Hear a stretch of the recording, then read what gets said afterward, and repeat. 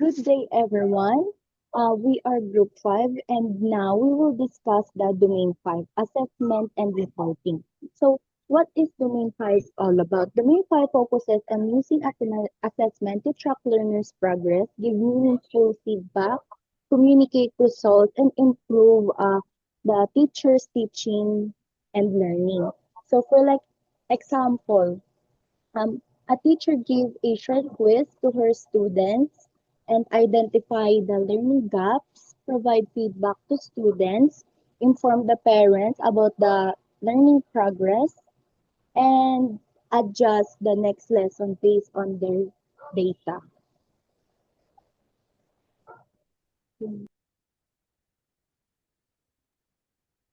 Hello, everyone. So I am Rona Marie Salvani, and let us now proceed to the strand one of the main file. So it is mentioned earlier that we are going to discuss about the domain file. So let us first talk about the first strand of it. So it says here, design, selection, organization, and utilization of assessment strategies. So when we say design, it means to create or to develop assessment tools or any learning activities. So for example po, kapag po si teacher ay gumagawa ng mga quizzes, ng mga performance task, ayan. So what is the purpose of this one? Of course, to ensure that the assessment or activity aligns doon sa kung ano po ang dapat matutunan ni student. So, by doing this, natutulungan po nito si teacher na gumawa ng mga iba't ibang tools or methods na mag-fit sa kung ano po yung lesson. And the next one is selection. So from the word itself, selection, to select means to choose the most effective and appropriate strategies. Okay?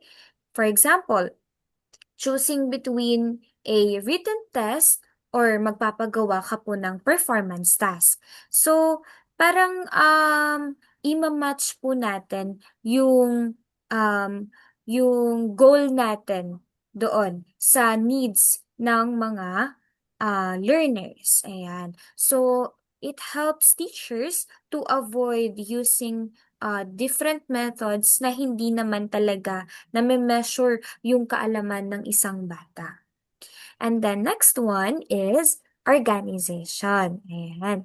So, to organize means to arrange the task. Ayan. So, it is to make the assessments clear, logical, ganyan, and in effective order. So, for example, di ba po, kapag po si teacher ay magtuturo ng lesson, hindi naman agad magsa-start sa mahirap.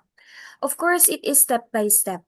May process po yan, unti-unti, hanggang sa kayanin na ng bata na siya na lang mag-isa yung gumawa. Kumbaga, nandyan si teacher throughout the process to guide the child until kaya na ni student na gawin mag-isa yung activity. Ayan. So, kumaga, dito sa organization, kailangan maayos po yung flow ng lesson. Ayan. And the purpose of it is, of course, to make learning and assessment easier to understand para hindi tayo nagkakaroon ng confusion, para clear sa students kung ano yung dapat nilang matutunan. And then, here in first strand, na-mention dito yung assessment strategies. So, we have different types of assessment strategies. So, we have three. The first one is diagnostic assessment. So, we are all familiar in this one. So, it is given before teaching for the students, to check the students rather, prior knowledge. So, what do we mean when we say prior knowledge? Kung ano na po yung nalalaman ng estudyante bago mo pa sila turuan. Ayan. For example, ito po yung mga pre-tests. Ayan, yung mga diagnostic exam na ginagawa during elementary or even in high school. Ayan, ginagawa pa rin po siya. And ayan, yung mga interviews, yung mga surveys, para lang magkaroon ng knowledge or information si teacher, idea rather, kung ano na po yung mga knowledge na meron ng kanyang mga students. And then the next one is formative assessment. This happens naman during the teaching process. So the purpose of this one is to monitor the progress and adjust the teaching. So, para ma-monitor ng teacher, nakakasabay po ba ang mga estudyante ko? Ayan. So, ito po yung mga quizzes, yung recitations, yan. Included dito yung mga class discussions. And then the last one is the summative assessment. Familiar din tayo dito. It is given naman after the lesson, after the discussion.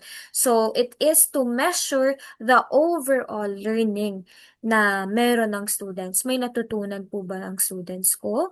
Na-absorb ba nila lahat ng information na ibinigay ko? Maa-apply na ba nila ito sa kanilang mga gawain? Ayan, for example, ito po ang mga midterm examinations, final examinations, mga periodical exams during nung elementary, high school, ayan, yun yung tawag sa kanila. And let us proceed to the next one. This strand to Domain 5 is all about understanding how teachers will check and support students' learning.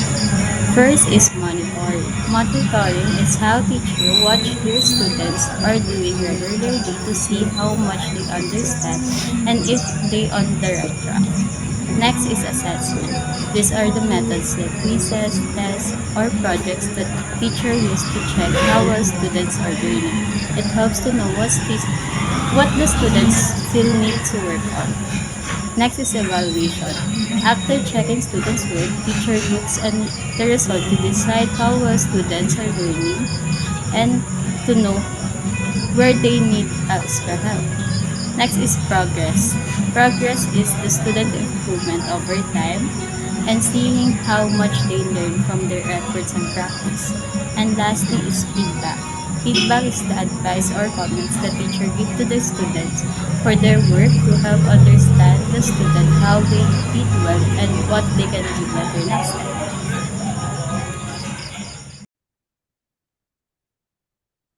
So, Domain 5, Stat 5.3, feedback to improve learning. So, it focuses on how the teachers giving feedback or effective feedback to help the students to improve learners. So, here are the three words for giving the good feedback for the beginning teachers. So, first, timely. So, what do we mean by timely? So, we give feedback as early as possible so the learners can remember their work and also to correct their mistakes right away and for them to learn faster and better.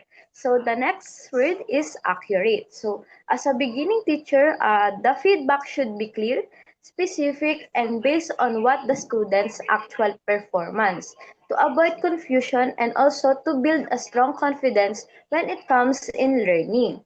And the last word is constructive. So, as a beginning teacher, we recognize first the student's strengths and also explain the areas for improvement, but in a respectful, positive, and encouraging way because we all know that the students may have a level of sensitiveness, so we need to be mindful for giving a feedback. So when the students feel comfortable and gain confidence, they are will be motivated and um, enjoy to be learned. Thank you.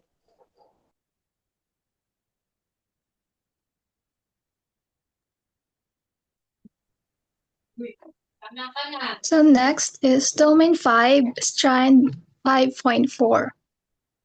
So the primary goal of communication, the primary goal of communicating learner needs, progress, and achievement is to foster a collaborative partnership among all key stakeholders to support and enhance learner educational outcomes.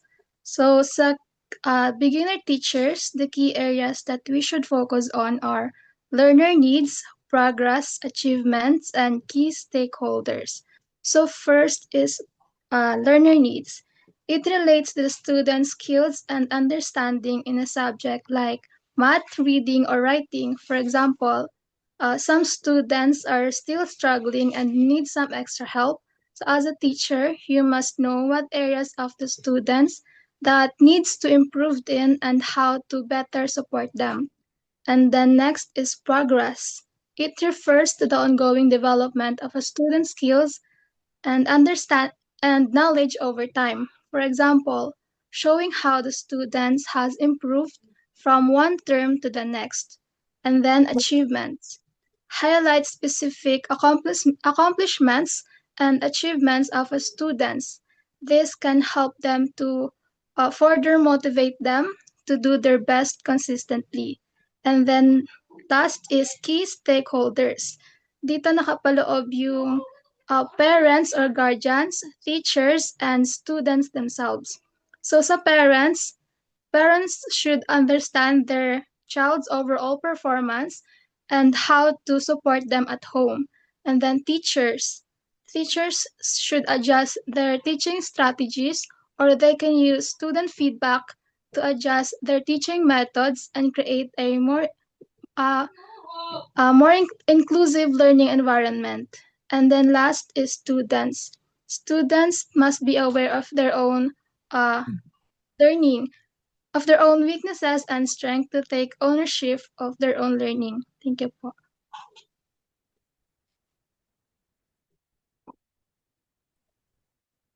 So thank you for that, Miss Rena. So let's proceed to the fifth strand of this domain, which is the strand 5.5 entitled Use of Assessment Data to Enhance Teaching and Learning Practices and Programs. So before I discuss what is beginning teacher are expected to do with this strand, let me give you a brief introduction about assessment data for you to be able to understand what I'm discussing later. So, assessment data are the information collected from the tests, quizzes, and many other ways to check how well students learn. And also, data use this data use to see what student really understand and struggled with. So let's proceed to the beginning teachers 5.5.1 entitled Feedback Role of Assessment Data. So beginning teacher here are expected to demonstrate an understanding of the role of assessment as feedback in teaching and learning practices and programs. So I've said earlier what is assessment data all about. So the assessment data here acts like the feedback. Why? Because the information here help the teachers to know how well their learning how will their teaching styles method help their student learning, and this feedback shows the strengths and also the weaknesses in their student learning. And also for the beginning teacher, the teacher here need to recognize that the um, assessment data result is not just all about the grade or the score. It's about understanding that this is important because it helped them adjust their learning, either teaching styles and method right away instead of continuing with the less effective strategies. So we have three bullet here: feedback, guided instruction, and data use. So first we have the feedback. So the feedback here is the information given to student about how well they are learning. So the feedback here is from the assessment data. And this feedback is important because it tells the teacher what is working and what is not working. And also it helps students learn better. So the second one, we have the guided instruction. So the guided instruction means using the information from assessment data to tailor teaching to meet the student needs. And also the teacher adjusts what and how they can teach based on what their student already know and struggled with. So the last one, we have the data use. So the data use is about collecting and analyzing the assessment data result to make decision that improve teaching and learning program. So the teacher look at this data to see if their students are progressing and to plan what to do next. So by analyzing this result, the teacher can change their way of teaching, methods, and even strategies to better fit the student needs. So this improved the teaching and learning process because the instruction here are becomes more focused and effective. So that's all for strand 5. I hope you understand. Thank you for that. So overall po, Domain 5 is all about how we as a teacher check if our students are learning and how we tell them and their parents about their performance.